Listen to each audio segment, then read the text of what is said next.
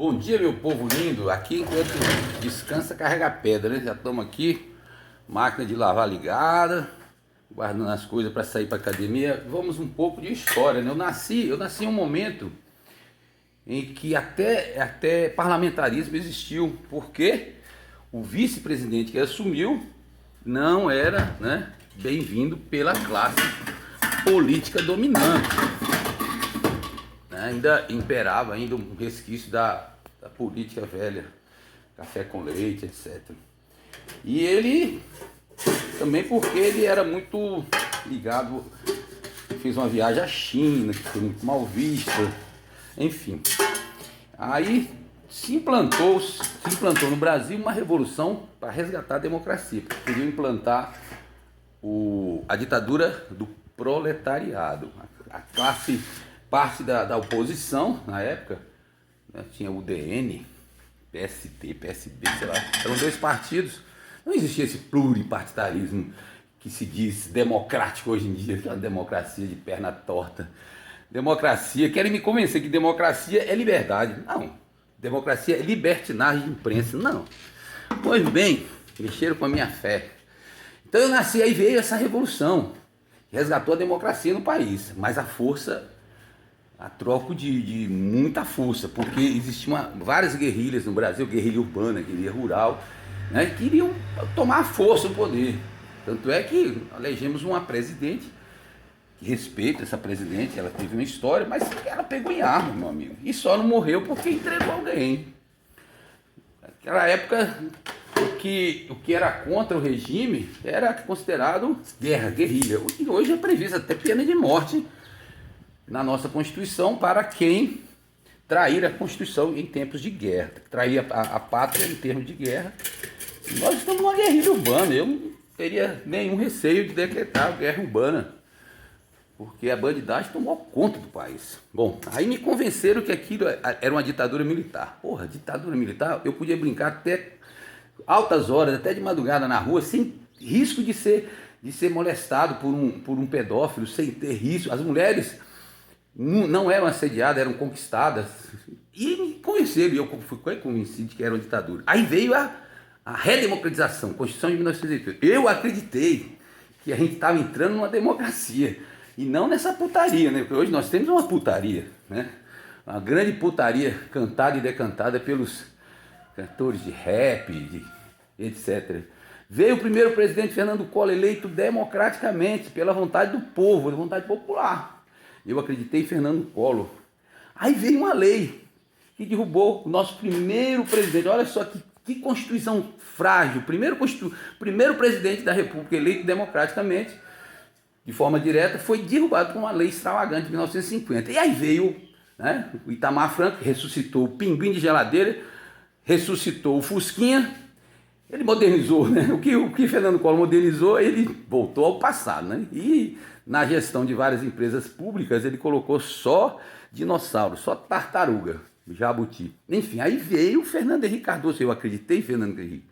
E fez o que fez, né? Vendeu o país, vendeu as nossas estatais a preço de banana. Não que não deveria ter sido vendida, né? Mas vendeu a preço de banana e entrou para a história como um vendedor de patrimônio público.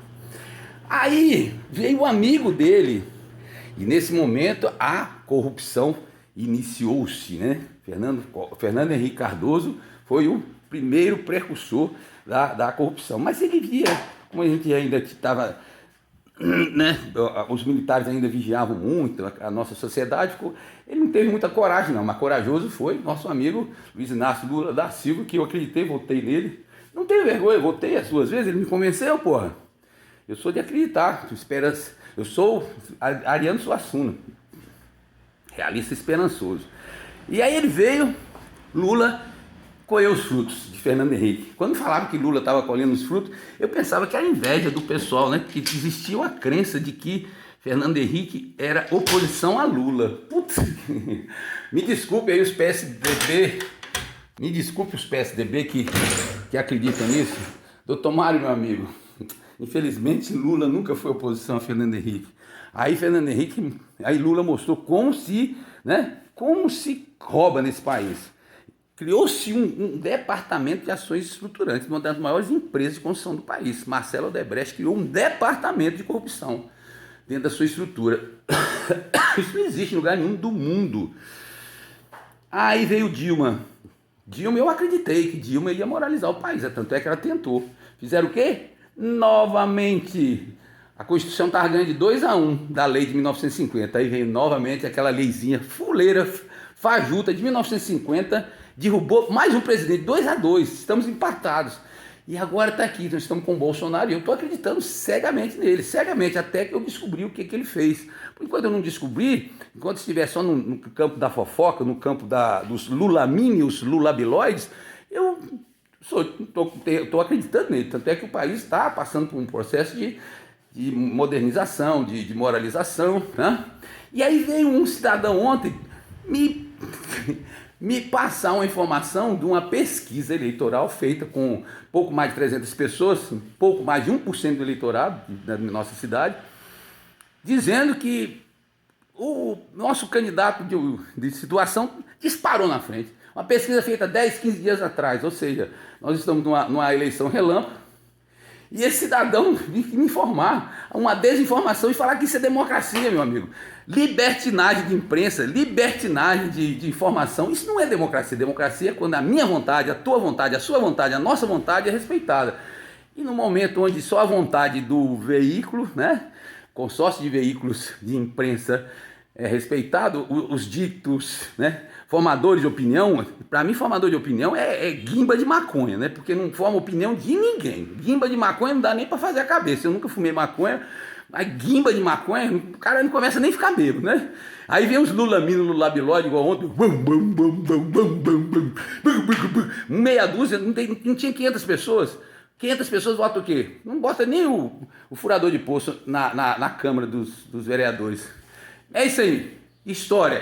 Vamos buscar resgatar a história, porque nós temos contadores de história, não professores de história, porque eu, pessoalmente, tive bons professores de história, porque o meu primeiro grau eu fiz ainda na década de 70, 60, 70, né? Mas depois vieram os contadores de histórias com portadores de portaria de professor de história. Um beijo. E minhas historinhas são longas mesmo. E é porque eu estou saindo para academia, tem que ver se está tudo ok aqui na minha casa, né? Estamos juntos e misturados. Forte abraço.